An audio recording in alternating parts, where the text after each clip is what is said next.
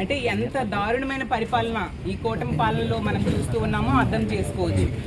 అసలు మాజీ మంత్రులకే ఈ రాష్ట్రంలో రక్షణ లేకపోతే సామాన్య ప్రజలకు రక్షణ ఉంటుందా అని నేను అడుగుతూ ఉన్నాను. అసలు రాంబాబు గారి ఇంటికి వచ్చి వాళ్ళ కుటుంబ సభ్యులతో మేమంతా మాట్లాడినప్పుడు ఆ 7 గంటలు జరిగిన సంఘటన వివరిస్తూ ఉంటే నిజంగా ఒళ్ళు గగురుపొడిచేట్టుగా అంతమంది తాగొచ్చి అలా పెట్రోల్ బాంబులు కూడా వేసి ఇల్లు కాల్ చేయడానికి, ఆఫీస్ కాల్ చేయడానికి ప్రయత్నించారంటే ఎంత దారుణం. అసలు ఎమ్మెల్యేనే స్వయంగా వచ్చి అలాగే భర్తతో కలిసి వచ్చి ఇంటి మీద దాడి చేస్తూ ఉంటే పోలీసులు పూర్తిగా ప్రేక్షక పాత్ర వహిస్తూ ఉండే పరిస్థితి మనం చూసాం. అంటే జంగిల్ రాజ్ పాలన ఈ రాష్ట్రంలో జరుగుతూ ఉండే పరిస్థితి. దీనికి కారణమైతే ఒకటే అర్థమవుతుంది. ఈ తిరుపతి లడ్డూ విషయంలో చంద్రబాబు నాయుడు గారైనా పవన్ కళ్యాణ్ గారైనా ఒక తప్పుడు ఆరోపణలు ఆ రోజు చేశారు.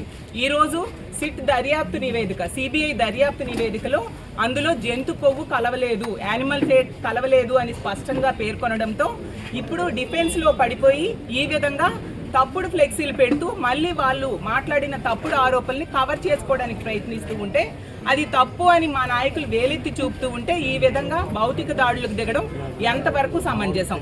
అసలు మనం ప్రజాస్వామ్యంలో ఉన్నామా లేదా? అసలు రాక్షస రాజ్యం ఎలా ఉంటుందో, నియంత పాలన ఎలా ఉంటుందో అలాంటి పాలన చూస్తూ ఉన్నాం. తిరుపతి విషయం తీసుకుంటే నిత్యం రాజకీయాల్లోకి ఆ వెంకటేశ్వర స్వామిని తీసుకురావడం, కులాన్ని తీసుకురావడం, మతాన్ని తీసుకురావడం మనం చూస్తూ ఉన్నాము. తిరుపతిలో ఈ కూటమి పాలన అధికారంలోకి వచ్చిన వెంటనే ఎన్ని సంఘటనలు అపచారాలు జరిగాయి రోజు మా కరుణాకర్ రెడ్డి గారు ప్రెస్ మీట్స్ పెట్టి చెప్తూ ఉన్నారు. అంటే ఈ రాష్ట్రంలో వీళ్ళు అపచారాలు చేస్తూ తిరిగి మా ప్రభుత్వం మీద గతంలో ఏమీ జరగకపోయినా జరిగినట్టుగా క్రియేట్ చేయడానికి ప్రయత్నిస్తూ ఉన్నారు. దీనికి కారణం ఏంటంటే ఈ తిరుపతి లడ్డు విషయంలో వీళ్ళు తప్పు చేశారు అనేది ప్రూవ్ అవ్వడం ఒకటి.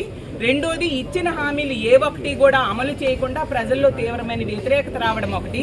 అలాగే వీళ్ళ ఎమ్మెల్యేలు తప్పుడు పనులు చేస్తూ మహిళల్ని ఎంత ఘోరంగా వాళ్ళని వేధిస్తూ ఉన్నారనేది మొన్న అరవ శ్రీధర్ అయితేనే ఎంతో మంది ఎమ్మెల్యేల విషయంలో మనం చూడడం జరిగింది. దాంతో ప్రజల్లో తీవ్రమైన వ్యతిరేకత వచ్చింది. అలాగే విశాఖపట్నంలో తీసుకుంటే లోకేష్ గారి సాక్షాత్తు తోటల్లుడు అతను.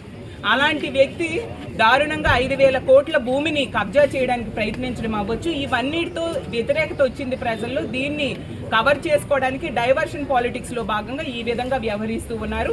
ఎంత దారుణం నేను ఒకటే అడుగుతున్నాను. అంబటి రాంబాబు గారి మీద కేసులు పెట్టి అక్రమంగా అరెస్ట్ చేయడమే కాకుండా అతను ఆ సంఘటన జరిగాక హోందాగా తను వెనక్కి తీసుకుంటున్నాను, పొరపాటున వర్డ్స్ వచ్చేసాయని చెప్పారు.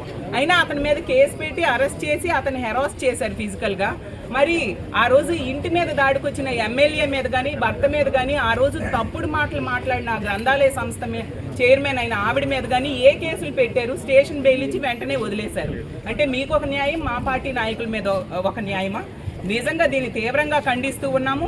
ఇలాంటి సంస్కృతి ఎప్పటికీ మంచిది కాదు. అసలు ఆంధ్రప్రదేశ్ చరిత్రలోనే ఇలాంటి సంస్కృతి, దాడుల సంస్కృతి గతంలో మనం ఎప్పుడూ చూడలేదు. ఖచ్చితంగా ఇలాంటి దాడులు ఆగాలి. ప్రతిపక్ష నాయకులు వాళ్ళు ప్రశ్నిస్తారు, వాటికి సమాధానం చెప్పండి. జగనన్న మొన్న ఇక్కడికి వచ్చి ప్రశ్నించినప్పుడు దానికి ఆన్సర్ చెప్పడానికి 3 పార్టీలు కలిపి, అంతమంది మంత్రులు కలిపి నిన్న ప్రెస్ మీట్ పెట్టి అసలు వాళ్ళ సమాధానాల్లోనే ఎక్కడా స్పష్టత లేని పరిస్థితి. అంటే వాళ్ళు తప్పు చేసి దొరికిపోయారని స్పష్టంగా వాళ్ళ మొహాలు బట్టేనే మనకు అర్థమవుతూ ఉంది. ఇలాంటి సంస్కృతిని ఇంకా ఆపండి. తప్పుడు ఆరోపణలు మానేసి ప్రతిపక్షం అడిగిన క్వశ్చన్స్కి సరైన సమాధానాలు చెప్పడానికి మీరు ప్రయత్నించండి. అలాగే గవర్నర్ గారు వెంటనే కల్పించుకొని ఈ రాష్ట్రంలో ఇలాంటి దాడుల సంస్కృతి లేకుండా రాష్ట్రపతి పాలన విధించాల్సిందిగా మేము డిమాండ్ చేస్తూ ఉన్నాము. అలాగే తప్పుడు ఆరోపణలు చేసిన చంద్రబాబు నాయుడు గారు, పవన్ కళ్యాణ్ గారు మా జగనన్నకి క్షమాపణ చెప్పాల్సిందిగా మేము డిమాండ్ చేస్తూ సెలవు తీసుకుంటాం. మేడం, జగన్ గారు గుంటూరు వచ్చిన నేపథ్యంలో మీ పార్టీ క్యాడర్ మీద చాలా మంది మీరు కేసులు పెట్టారు. అవునండి, యాక్చువల్గా ముందు నుంచి కూడా అదే చెప్తున్నాము. తప్పులు చేసింది వాళ్ళు మళ్ళీ తిరిగి మా నాయకుల మీద, మా కార్యకర్తల మీద కేసులు పెడుతూ అంటే ఒక రెడ్ బుక్ రాజ్యాంగం అమలు చేస్తూ ఉన్నారు. ఈ రాష్ట్రంలో కూటమి పాలనలో అంబేద్కర్ రాజ్యాంగం అమలు కావట్లేదు. రెడ్ బుక్ రాజ్యాంగం అమలు చేస్తూ పోలీసుల్ని కక్ష సాధింపు చర్యలకు మాత్రమే వాడుకుంటూ ఉన్నారు.